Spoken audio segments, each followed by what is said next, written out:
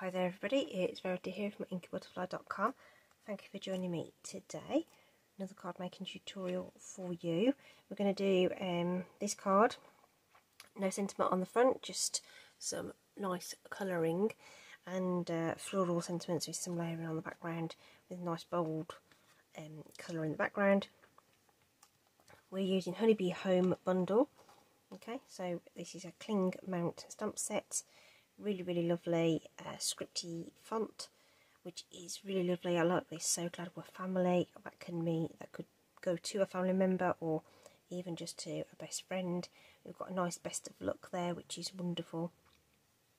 I like this one as well. Stay wonderful as well. So it's really great. And then we've got some really nice florals and the cute bumblebees too. So that's what we're using, and the coordinating dies are called Honeybee Blooms. So don't forget, when you buy a bundle, which is a stamp set with coordinating dies or punches, you will save 10% on the combined price. So it's worth checking that out. The links will be in the description to the products I have used today. And we are going to do a bit of colouring with some stamping blends as well, just to put the colour onto those flowers. Alright, did do some stamping on the background on this one. I'm not going to do it on my repeat sample. I wasn't super happy with it, but of course if that's something that you want to do, then go ahead and do it. So just use the coordinating ink. So this is a Night of Navy card base, and I use Night of Navy ink on the background there. Okay, so if that's something you would like to do, then you can do that. I always try and show you a different colourway, so we're going to go with Melon Mambo for our card base, nice bright pink. I've already cut my little panels here that we're going to layer together to form that topper. These are from the Stitched So Sweetly set of dies. Really nice versatile set of dies. You've got the scalloped rectangles with that lovely stitching, and you get these lovely little labels too. So it's a nice set to get if you haven't got many dies and you want a little addition to your collection. This covers quite a few bases there. So that's that. So that's going to be our centerpiece, and that's going to be it. But say really the main focus is on making those blooms for you. So you need 3 altogether to make the layout that I've got. I suppose you could do more if you wanted to extend that panel across the middle, make it more square. You could probably get 5 across the middle there. So you can see I've already gone ahead and done 2 of them, so that we're not doing a load of die cutting on camera. Done that on various videos. Just have a look back through the library, they'll show you how to die cut.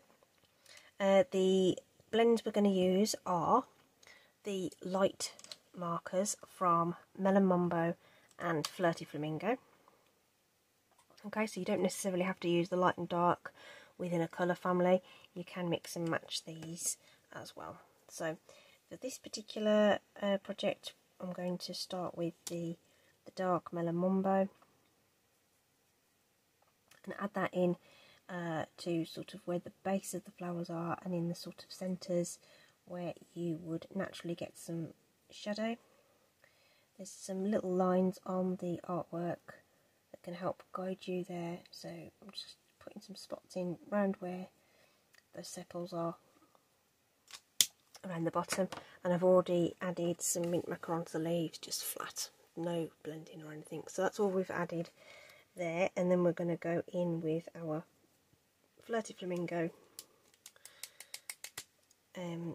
to add that in. So I'm going to go over the dark portions first and then just blend out to the edge.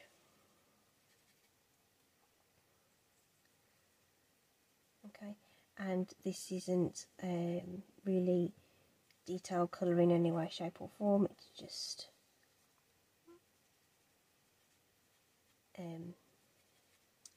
using some colours to get some depth to those areas. Okay,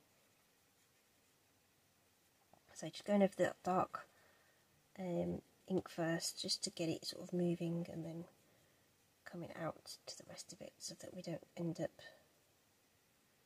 with a harsh line between those two colours. Okay, and you might find that you don't necessarily see the blend happening straight away. It just takes a time for that ink to do its thing and loosen those colours up. If you feel like you need to go over those dark bits again, you can. It will just blend out. Okay, and eventually that join between the two will disperse. Okay, and I think that's most obvious on this flower here. So we don't have that line has pretty much disappeared, whereas it's still a little bit more obvious on these other bits, but eventually it'll all dry back. And if we look at our die cut versions, they've all sort of done their thing and they look really, really cute. Alright, so that's that. So we just need to quickly die cut this. So the die's there, we can just use key spots to make sure that's lined up. So usually go with a stem on a flower, then make sure that the top bud is lined up, and then just eyeball the rest, and the rest should be alright. A bit of low tack washi tape there to hold it down.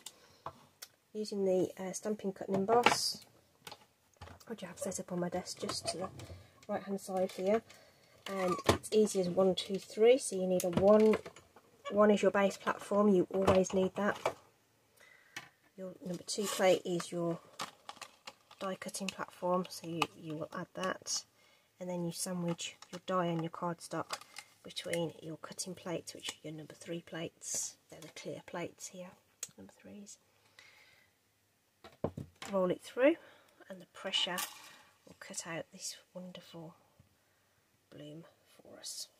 Okay, so our central bloom will need to be popped up, so I'm going to use some mini dimensionals along the centre there. Oops, extra one there, didn't need the extra one. And we'll just get those backings off ready. Oop. Didn't press hard enough on that, did I? Just make sure I've pressed hard.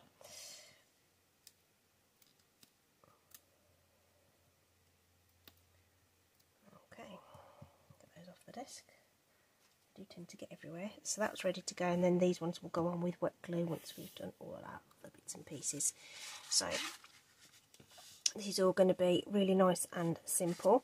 The larger panel there is going to go on with dimensionals just to add some additional depth. So this is just some edging strips from those dimensional sheets. They work just as well, don't waste them. And then these panels will layer together.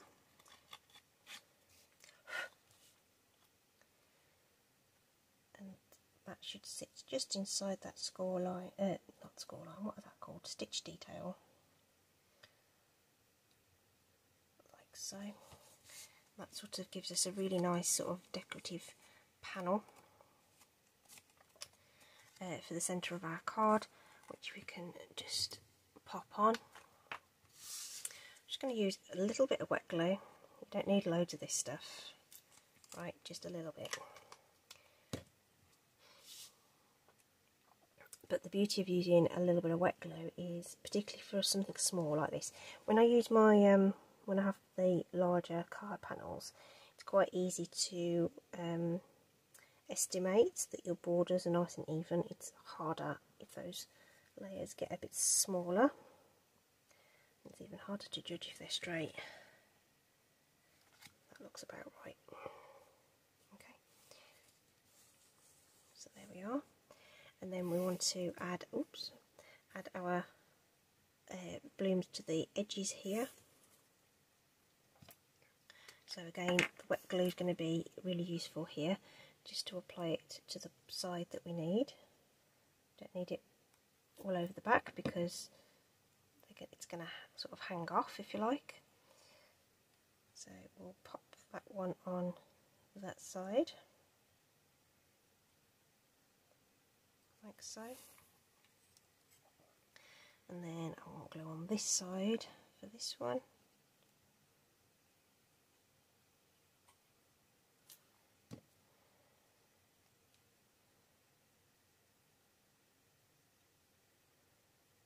The multi-purpose glue does dry quite quickly, so just hold that down just for a couple of secs and that should do what it needs to do.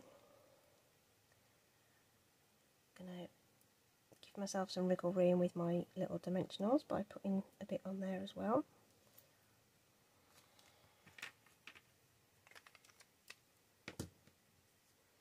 And that is it. That's all we're going to do. Of course, if you wanted to, you could add some extra embellishments and ribbons, and if you want to add a sentiment, you can.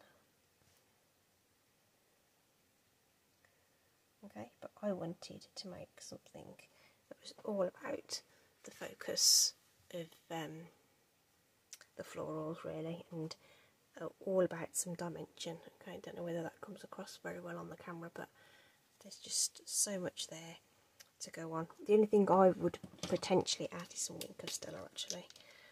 So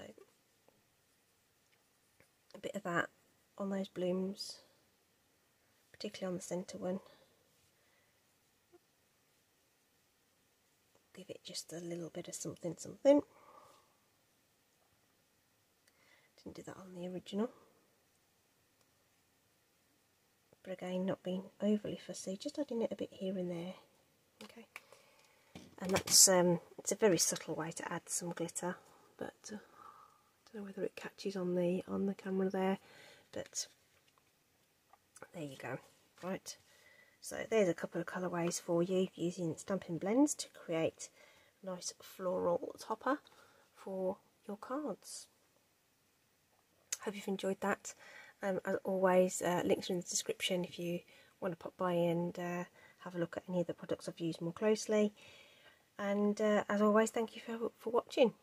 Take care, stay safe, see you soon, bye.